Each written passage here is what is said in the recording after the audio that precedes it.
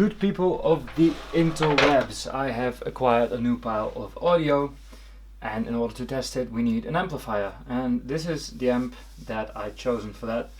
Should work, all of the audio actually should work except for the reel-to-reels that are coming up, spoiler alert, bit late. They are untested. It's a Marantz PM-30, they are notorious for bad switches. We've got one whole channel.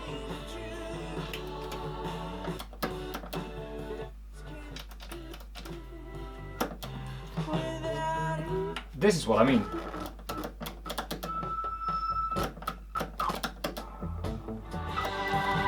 Anyway, amp works. I think we can work with this. The speakers I have here are the Philips Legend 1. These have actually been refoamed 2 months ago because the foam on these always goes.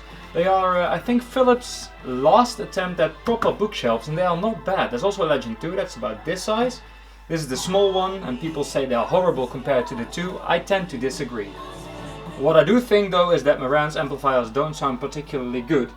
So I am actually going to exchange it for the other amp that's also part of this deal, because I don't want to listen to this all the time. I really don't like the sound of these. Other than the iffy switch though, why don't I hear the phono pre working? There's no noise. So I'm going to turn down the volume of the source and hook it up to phono. It should work. Nothing at all. Yep, thought that would be the issue.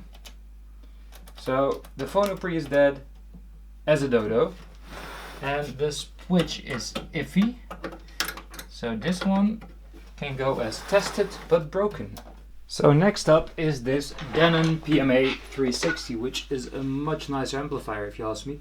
It still has the thrift shop sticker on it. It's funny, it says week 2311. That would be 1123 in the US.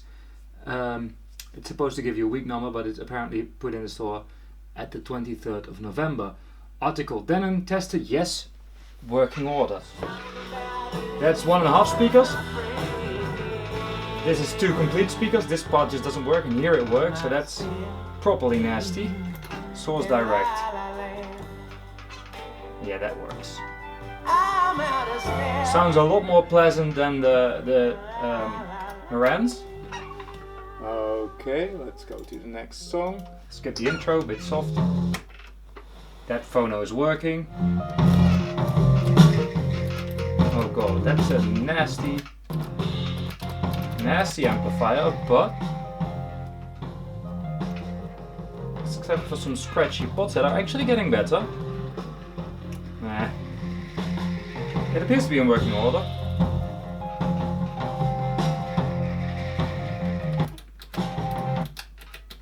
I think I should be able to work with this one.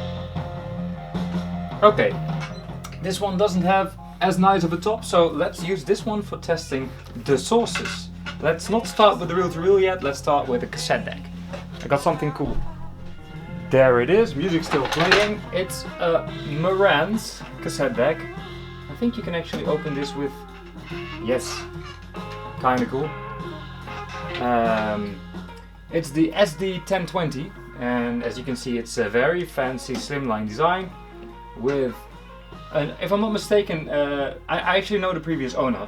And I'm sure the guy after didn't test it because it still has the very nifty way that previous owner ties up the cable. Anyway, if I'm not mistaken, the previous owner put a new belt in this mechanism. Obviously not in the draw mechanism. Oh, that's not a great start, is it? There you go. Okay, it opens. It's Louis Armstrong. It's Louis Armstrong every time. I hooked it up to tape 1, that should be this. Do we get anything? Well, there you go. Reverse. Ooh, I actually didn't do that way. Is that memory stop or something? How does that, why does it stop? What the hell? I didn't press record, I pressed fast forward. Did you see that? Ooh. Ooh. I hope that's the tape. Reverse. Weird noises. Okay. That's not good. Let's get another tape just to make sure. But I think this one's not... Oh! Well, that's something. Let's see if this works while we try and... I pressed forward. Will you go forward, please? Seems to have lost it. Ah! I didn't tell you to close, I told you to power off. That's not my kind of machine. It does stuff I didn't ask it to. Also, it just went on to record. It shouldn't even be able to. This one's lost it. Oh, this is a great start. Let's see if the timer start makes it start. Now it's in forward mode. It doesn't start though. Doesn't go into reverse mode. Doesn't do... Let me get my tape out of it before it gives up on me. So, okay. Louis, I'm sorry for this. It's not me, it's the Marantz. It's not you either. Oh god, how even? Just made a sticker. Eats tapes, doesn't respond afterwards, rattles. But the thing is so dirty that I can't even stick the sticker on. So I'm going to, even though it's broken, give it a quick wipe down. So the surface is nice and smooth. Actually looks quite good now that it's clean. Better than I thought it would. Pity, because these are kind of cool machines, but yeah, no. Not today. Right, while I clean up the cleaning stuff, although we will definitely need it, this is our first reel-to-reel. Please gaze upon it. It's an Akai GX-210D. And though I think that GX heads don't work very well on reel-to-reels, they work quite well on cassette decks, really. This is actually a really cool machine. I do like the 210. I think it's the best sounding GX machine Akai made. And it powers on. It will probably wind because they tend to do that. Yes. 3 motors, my friend. Okay, there's some Ampex residue there. That does need a clean. Yeah, it's alright. I can play with this. But okay, speeds up nicely. Well, the controls are in one piece. It seems to be working actually. There's something. Okay. Reverse switch. There you go. That's a classic. Ooh, those switches. We got one channel. Oh. Okay, we got one proper channel now. Just the one though. It could also be, let me pause this because I don't want to erase my tape. It could also be the record switch. That's also a classic. It does switch, you can see, maybe you can see, I'm not sure. The light go on and off. Ooh, getting more and more. And then there's the equalizer switch. Oh, there you go. That's dirty as well. So we got dirt, but I think we have 2 channels now. Let's see.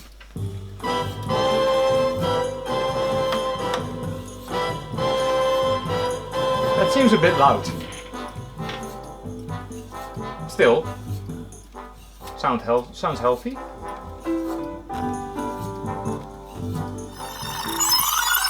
Not supposed to do that. It usually means that there's a tape guide not coming down. Okay, well, that's all. Also, this doesn't seem to go down quite far enough.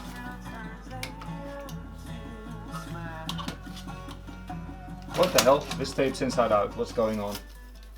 Just the beginning.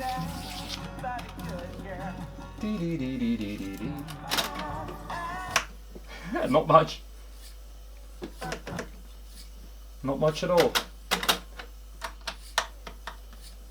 Ooh. That's a shockingly small amount of sound. Oh wait.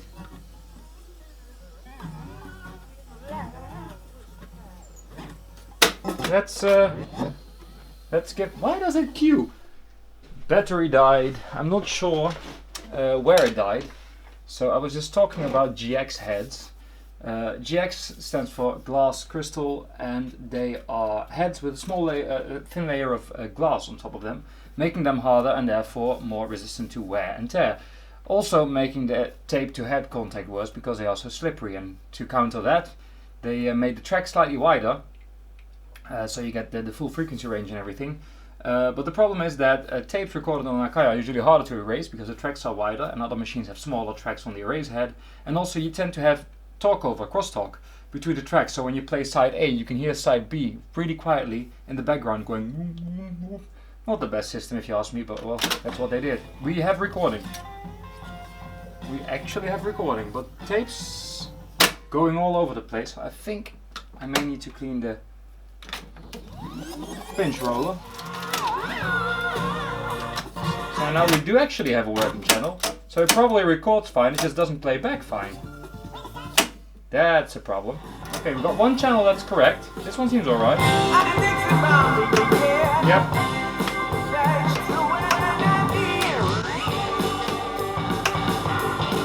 That's spot on. There's nothing wrong with that one. The other one though, still iffy.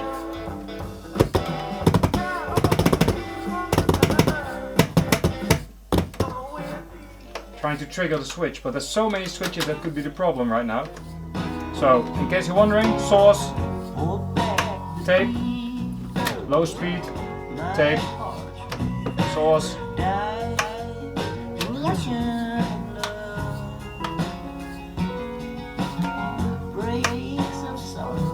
Honestly, all things considered, my main worry is this issue. I'm not sure what's going on there.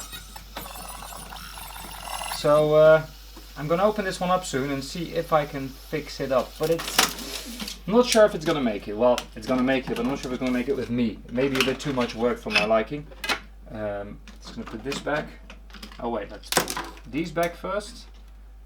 And if you get it wrong, it won't fit, so I hope I got it right. And then there's the screw business, the business of screwing. Why do I use a flathead screwdriver on a Phillips head? I don't know. Aha, but you see there's more. We have a beat up Akai 4000 DS. And I actually expect this one to work better. Oh my! Sad story. Hope this dirt isn't too old, because sometimes it can actually destroy the heads.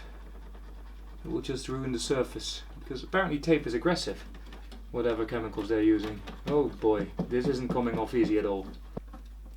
Generally these heads can take a bit of a beating, but this is a lot, to be honest. Okay, let's clean the capstan as well, because honestly, let's give the whole machine a wipe. It's just a sad affair. Look at you, what happened? My goodness. Where do people store these things, I wonder sometimes. Let's see if it turns on actually. We may as well. Whoa, okay. Sound or no sound, all functions are working. So there is a chance that everything that is wrong with this machine are the heads. Which would be stupidly sad, honestly, because it's just neglect. Moment of truth.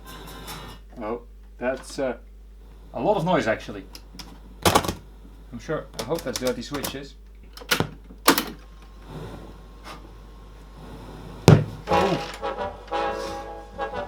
Oh boy. Oh yeah, that's this one of course. Forgot about this one for a second.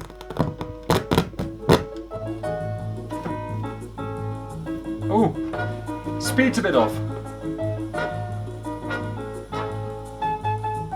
It sounds absolutely fine, by the way. Yeah, I messed that up completely. Apparently I still had everything zoomed in.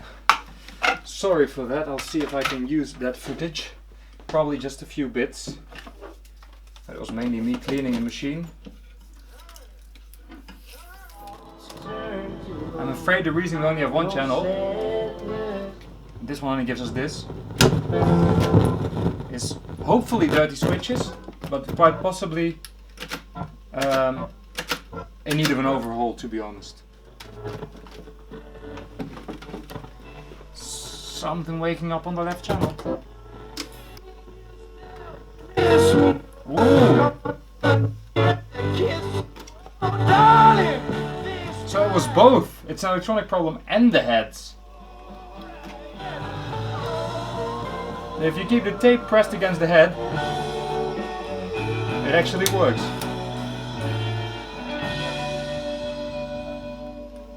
So with a little bit of luck, cleaning the heads properly may actually bring this one back to life.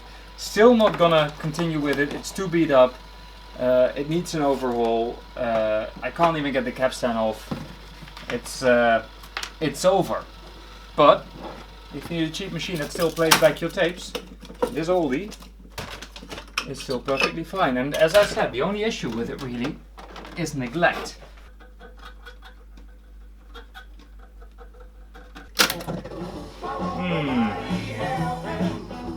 I'm afraid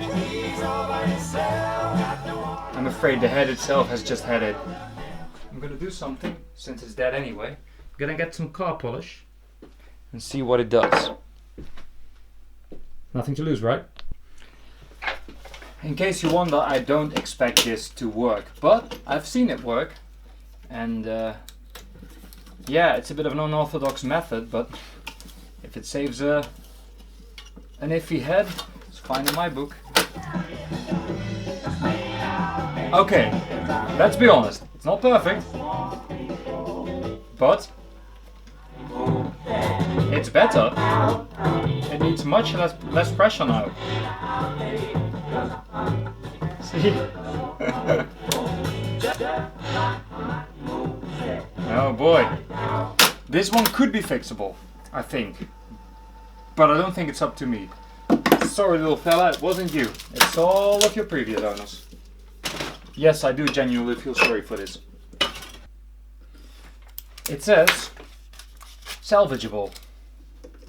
Transistors, polish the heads, new front, playback 100%. I must say I am liking this Denon. It's a nice little amplifier. Obviously the speakers are way too good, so we're going to replace them with something a little more Bosey. Shall we do a little comparison actually, now that I only have one hooked up? Let's see how they sound in comparison. These are actually not that horrible, to be honest. Oh, this is glued on.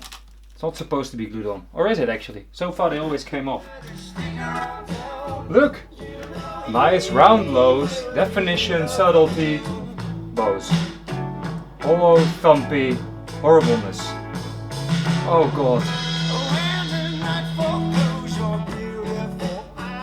Oh.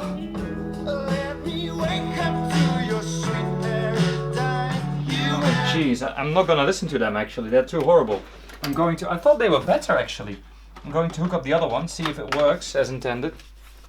I wonder if they're original, but I can't check because they're glued shut. Can this one open? Nope. They are the Bose Syncom computer tested speaker, engineered by Bose Corporation USA, so you know it's horrible.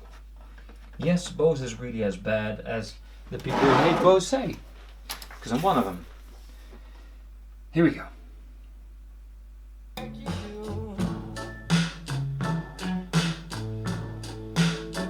Oh, I know. Whew. I can't believe that it's true. Back to something acceptable. Righto, this is not Sanzui's best period.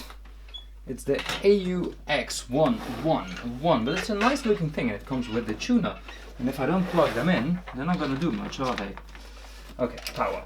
Speakers A, tuner. Ooh, I expected soft touch. We got a click.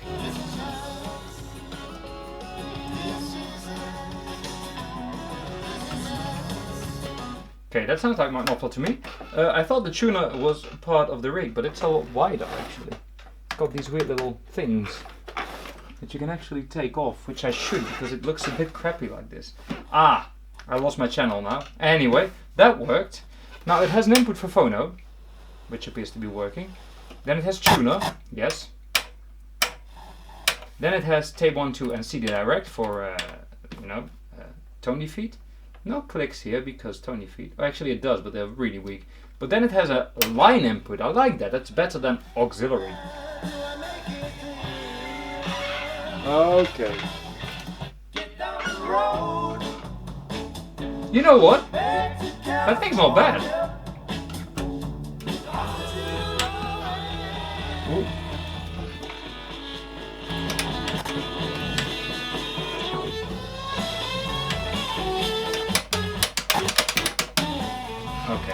slightly dirty. Yeah, slightly dirty switches. It's a super high quality Samson studio amplifier, 75 watt stereo, and it came with these adapters for RCA. If you ever buy adapters, please don't buy these, buy the metal ones. These tend to fall apart in the devices you leave them in. Will we get DC through the speakers? I hope not. Protection should go off, did go off.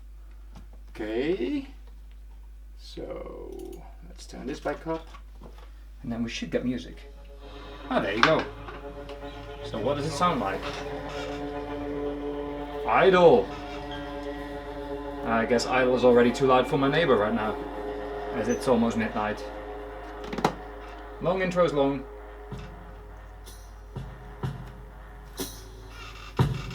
Ooh. There you go. We do have idle. Yeah, that works. Surprisingly not loud, by the way. That was actually as loud as it will go. Oh my god.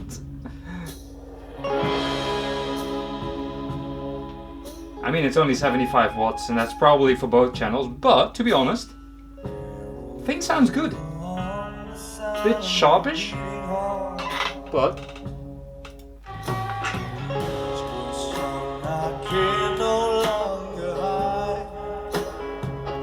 not disappointed at all. Well, there you go. That's a perfectly working studio amplifier. I actually have another studio amplifier that I still need to test, so while we're at it, it's not part of this deal, but may as well. Oh, well, this was in the back. Told ya.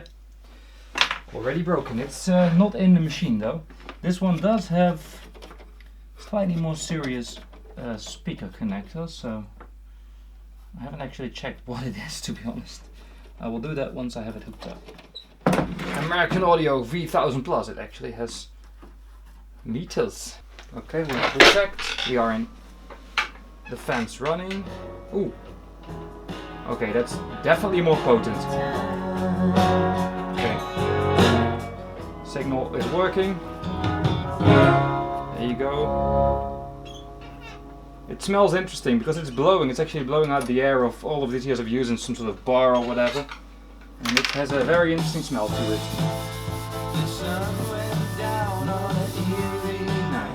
You remember that smell of turning on an old computer that was in a smoker's room a lot? That's how this smells.